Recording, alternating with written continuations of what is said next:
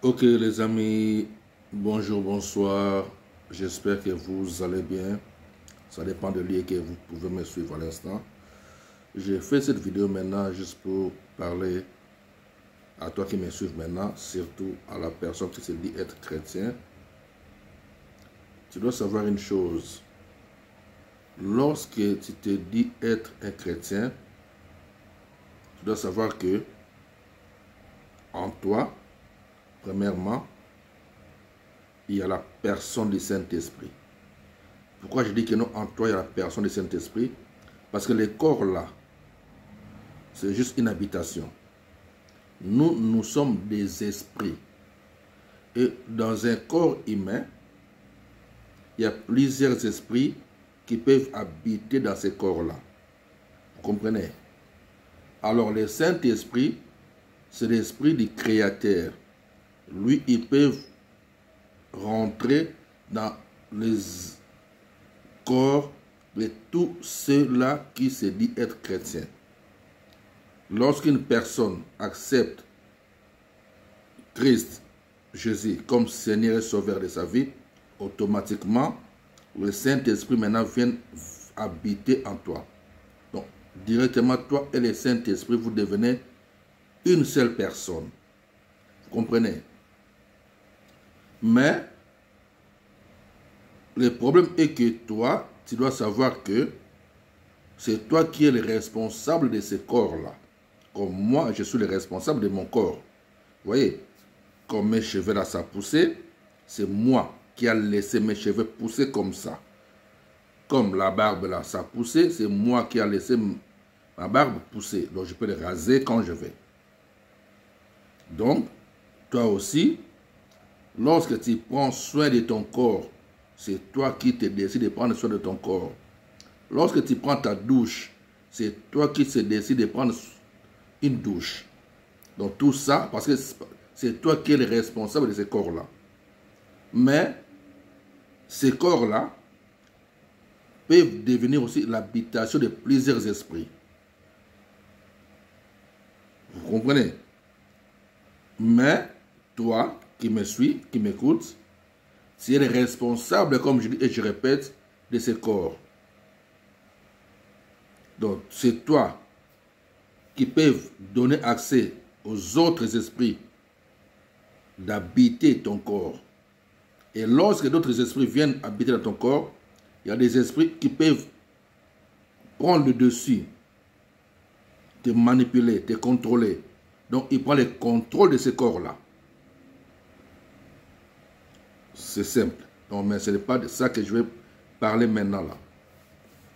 Et toi, en tant que le responsable de ton corps-là, tu dois veiller de sorte que ton corps, que tu puisses le diriger toi-même en accord avec le Saint-Esprit, sur le Saint-Esprit, que tu as accepté le Seigneur Jésus-Christ dans ta vie.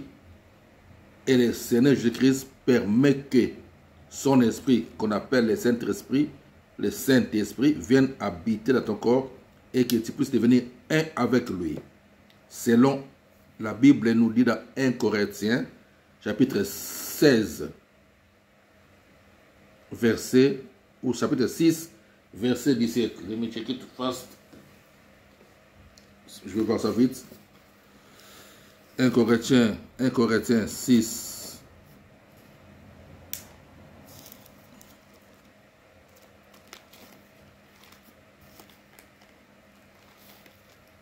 « 1 Corinthiens, chapitre 6, verset 17. Mais celui qui... 1 Corinthiens, chapitre 6, verset 17. Mais celui qui s'attache au Seigneur est avec lui un seul esprit. Lorsque tu t'attaches à Dieu, tu deviens automatiquement un seul esprit avec lui. Et cet esprit-là, c'est le Saint-Esprit qu'on appelle. Parce que le Seigneur est saint. C'est pour ça qu'on appelle son esprit Saint-Esprit. Alors, qu'est-ce que je veux dire? En tant qu'un enfant de Dieu, tu dois faire de sorte que là où tu vis, là où tu habites, comme moi je vis ici à Bruxelles, peu importe la ville ou le village que tu vis dans le monde, Tu dois faire de sorte que là où tu vis puisse devenir aussi ce qu'on appelle la piscine de Bethesda. Pourquoi j'ai utilisé le terme piscine de Bethesda? C'est parce que, parce qu'il fait tellement chaud aujourd'hui, il y a fait 30 degrés chez nous ici à Bruxelles.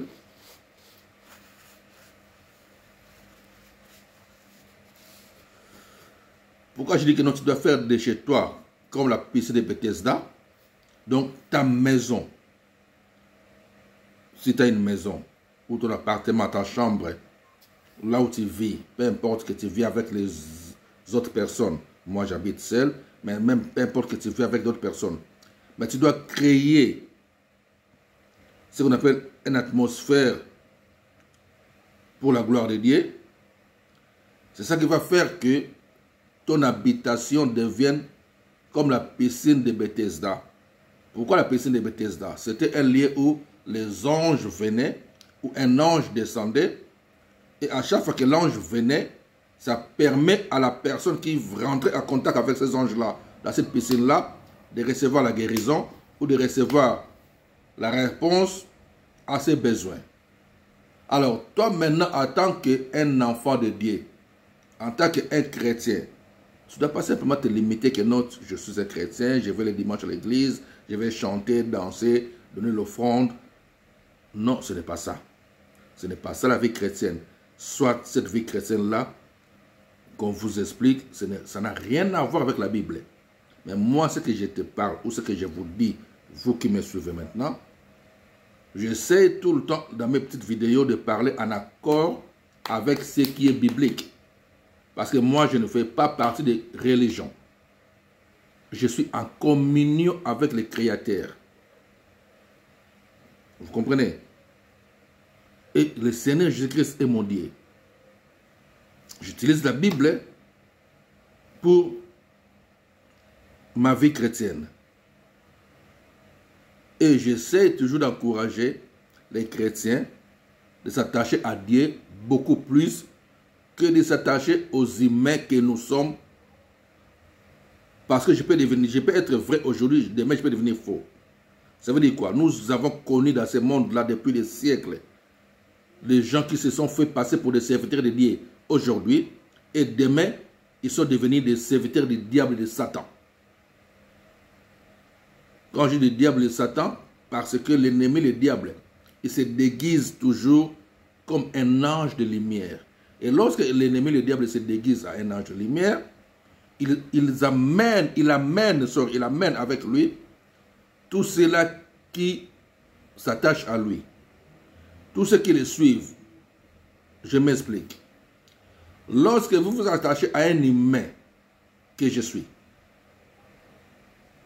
je me fais passer pour un serviteur de Dieu, ou je suis un serviteur de Dieu. Comme je suis un serviteur de Dieu, au lieu et place que vous puissiez vous attacher à Dieu, vous commencez à vous attacher à moi. Et lorsque vous allez maintenant commencer à vous attacher à moi, par après, je vais voir que non, vous commencez à faire tout ce que moi je vous dis. Même si je vous dis de manger du papier, vous mangez du papier. C'est comme ça qu'on voit dans les vidéos, souvent dans les YouTube maintenant. Une personne vous dit de manger n'importe quoi, vous mangez. Donc vous suivez maintenant cet homme-là au lieu de suivre la parole. Et alors maintenant, lorsque vous commencez à faire toutes ces bêtises-là, automatiquement, les dieux que vous servez, c'est Lucifer, c'est l'ennemi, le diable, qui s'est déguisé à un ange de lumière. Et ils peuvent même vous apparaître dans des songes. Il prend souvent l'image de Jésus que vous voyez dans les films et les vidéos, les films qu'ils ont fait pour nous parler de l'histoire de Jésus, mais ce n'est pas Jésus. Parce que l'acteur de film qui a fait des films pour Jésus, ce n'est pas Jésus. C'est un homme comme toi et moi qui vit dans ce siècle que nous sommes là, qui parmi eux, qui sont encore vivants jusqu'à aujourd'hui, ils ont joué les rôles pour nous faire passer des messages. Mais ce n'est pas eux Jésus. Alors maintenant, lorsque Lucifer vient apparaître devant vous, il prend l'image de ces hommes-là qui ont joué le rôle dans le film de Jésus. Et vous maintenant, vous dites que non, oh Jésus m'est apparu, j'ai parlé avec Jésus, j'ai vu Jésus dans ma chambre. Il prend l'image de cet homme-là du cinéma. Il y en a une parmi eux qu'on connaît beaucoup, que moi j'ai retenu son nom, c'est quoi? Il s'appelle comment? J'ai oublié ça maintenant, sorry. Bref, c'est un Anglais de Manchester, né à Manchester. Il a joué le film de Jésus. Et c'est lui maintenant qui, c'est son image là maintenant que vous voyez dans vos songes, dans vos rêves. Et vous dites que non, c'est Jésus qui m'est apparu. Oh, ce n'est pas ça. Ok, bref, je passe. En tant qu'un enfant de Dieu, tu dois faire de sorte que non, chez toi, puisse devenir comme la piscine de Bethesda. Cela veut dire que non, toute personne qui viendra chez toi, il doit se sentir qu'il est à la présence de Dieu, sans même que tu puisses ouvrir ta bouche. Lorsqu'une personne rentre chez toi, là où toi tu vis, là où toi tu habites, lorsqu'une personne rentre, tu n'as pas besoin de dire que non, tu es un chrétien, mais non. C'est juste l'atmosphère qui est chez toi là. La personne doit sentir que non, il y a quelque chose de différent de ce qu'il a l'habitude de voir ou de vivre chez les autres. C'est comme ça.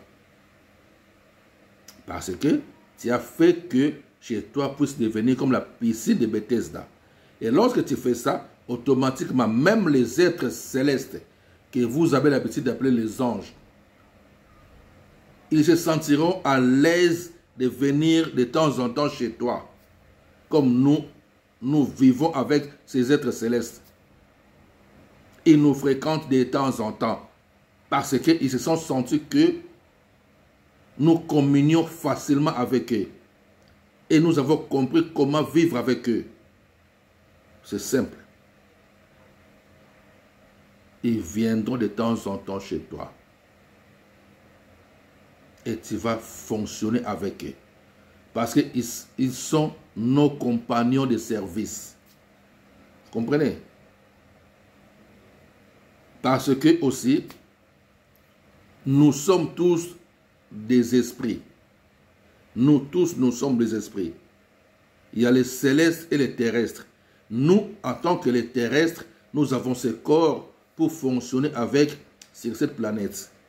Et les célestes, ils ont aussi leur corps céleste pour fonctionner avec dans les royaumes célestes, dans les royaumes de cieux, dans les royaumes de Dieu. 1 Corinthiens, je pense chapitre 15. Les métiers qui est encore vite.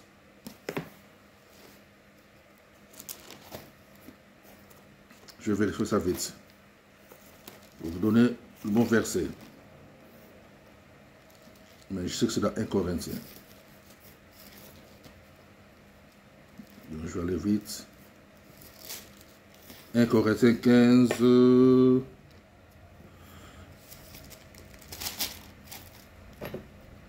1 Corinthiens chapitre 15, verset 40. Il y a aussi des corps célestes et des corps terrestres. Mais autre est l'éclat des corps célestes, autre celui des corps célestes. Donc, bref, si vous allez dans Apocalypse chapitre 22, verset 9, vous allez voir un être céleste, un ange qui est venu parler à l'apôtre Jean pour dire que non, je suis ton compagnon de service. Donc nous sommes tous ensemble. Moi qui vous parle, j'en ai vu plusieurs de temps en temps me visiter ici chez moi. Parce que tu dois faire que chez toi puisse devenir comme la piscine de Bethesda. Et lorsque tu arrives à ce niveau-là, tu dois savoir que non, tu as quitté maintenant les histoires-là de Alléluia, Amen. Tu commences maintenant à faire un pas dans ce qu'on appelle la haute spiritualité. La haute spiritualité, c'est ce qui permet à une personne de faire des miracles, d'opérer des miracles au nom de Jésus. Tu ne peux pas opérer dans les sphères spirituelles, dans les domaines spirituels, si tu n'es pas encore en communion avec les célestes, les êtres célestes. L'histoire de crier au nom de Jésus, tu peux crier 1000 fois. Ça ne change rien. C'est pour ça que vous voyez que vous répétez ça depuis des années, et vous tournez toujours en rond. Vous chassez les mêmes démons nuit et jour, et vous recommencez. Mais lorsque tu commences à faire d'abord de chez toi-même, comme la piscine de Bethesda, qui veut dire que non, ta maison ou ton habitation devient un lieu où toute personne, tout être humain qui viendra chez toi doit sentir qu'il est dans un monde différent. C'est là que tout doit commencer. Et lorsque les gens doivent commencer à te voir, toi, comme différent des autres, c'est là que ça commence. Vous comprenez? Parce que les êtres célestes doivent sentir que non, chez toi, c'est devenu chez eux aussi. Ils sont toujours là, tout autour de nous. Ça arrive aussi des fois. Ils peuvent te visiter occasionnellement. Et tu as peur. Pourquoi tu as peur? Parce que tu n'es pas encore familiarisé avec eux. Et ça te fait peur. Et même si ça te fait peur, c'est pas grave.